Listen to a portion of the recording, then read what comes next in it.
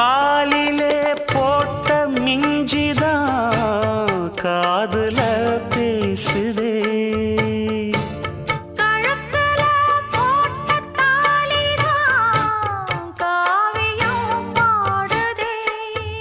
நெத்தி சுட்டியாடும் உச்சந்தலையில் பொட்டு வச்சதாறு நான் தானே. அத்தி மரப்பூவும் அச்சப்படுமா அக்கத்தோணையாறு நீதானே. ஆசை பேச்சில் பாதி மூச்சில் லேசாதேகம் சூடு.